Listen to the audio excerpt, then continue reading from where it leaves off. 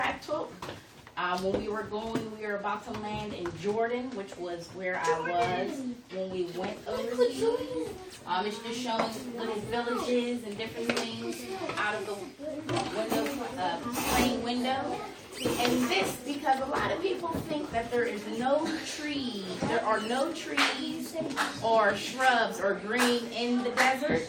This picture just shows that there are those things over in the desert. The uniform that I have, or the uniform jacket that I have on, was actually one that I received after I had come from Jordan. This one has the combat patch. This states that having a patch on your right arm just states that you were in war. This patch here symbolizes the 5th Special Forces Group. They're an airborne unit. They got to jump out of planes. We weren't able to do that, but we get to wear the airborne patch. So a lot of people ask me if I did jump out of a plane. The answer is no, unfortunately.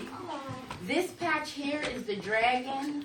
When we returned from overseas, they switched our unit patch to the Dragon. That just symbolizes the strength of the chemical corps.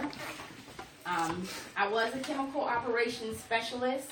My job overseas was to help out if there was a chemical attack. Since there was no chemical attack, I really didn't get to do my job.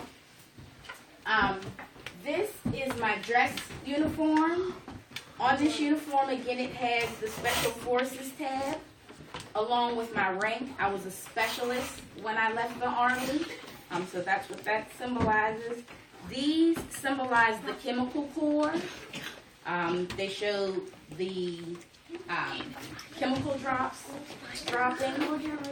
This symbolizes the unit that I was in, which was the 300th Chemical Brigade out of West Virginia.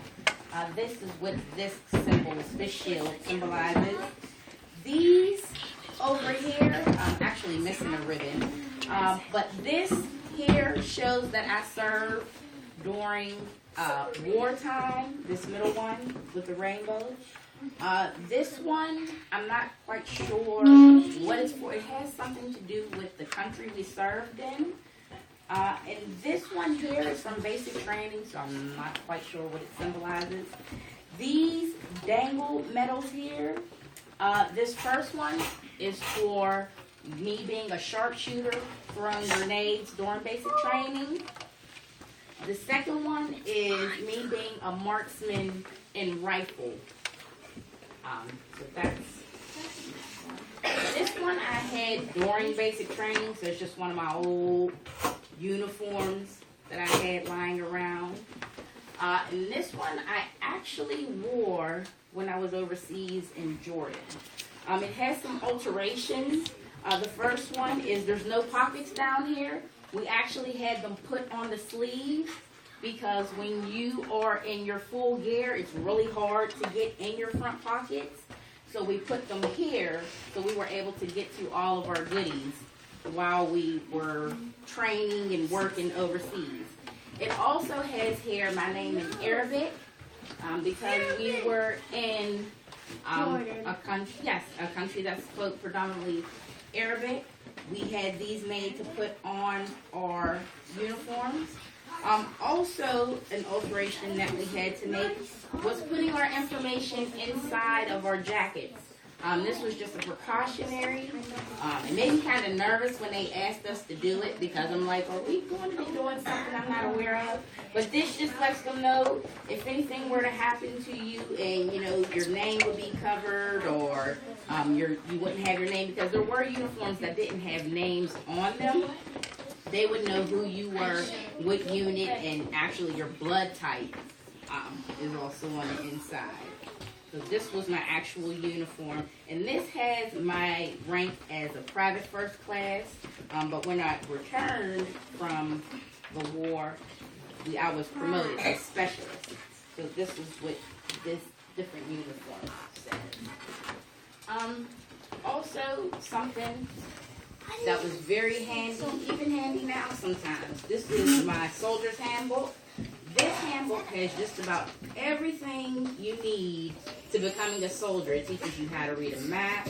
It teaches you how to give people first aid. It teaches you how to use and clean your weapon. It just offers a lot of good information for those, joining the Army or thinking about the Army. Yes, sir. Who was the sniper in the Army? There were a lot of them. I'm not sure exactly who they were. I was not a sniper. I did get to have a rifle and shoot a rifle, but my job didn't require me to become a sniper or, a really good shooter. I didn't need that job. Yes, sir. I've seen that movie as well. Who is that? Thank you. Yes, sir. Did you do anything else in the Army, like you worked chemical? Did you do anything else? Everybody in the Army basically does the same thing. You all learn your special craft and your special job. So I did a lot of training, learning, the different machines that we use. Like my job, what we did was we set up really big tents. There was usually 3 to 5 tents. And in those 3 to 5 tents, it would be, the first tent, if there were a chemical attack, you would come into our site, and you basically have to take off anything that came in contact with the chemical. Whether, your ring, your clothes, your shoes, anything that you have, you get rid of all of that. And then you go through a second tent where you would be cleaned. You would, you scrub brushes, sponges, shower. You would get all clean, and then you would go to another tent, the third tent, and that's where you got, they call it the robing tent. And there you would get some sort of robe or something to put on. The next tent would be your triage tent, and that's where you went, like if you were hurt, or if you felt that you got chemical on your skin or in your hand or in your hair, you would let the doctors know so that they could further assist you. And again, sometimes there were 5 tents. In that 5th tent, there would be somebody there to either get you back to your destination. Usually the 5th tent was used for soldiers. The soldiers would get their, get a uniform and get a weapon and be able to go back into battle.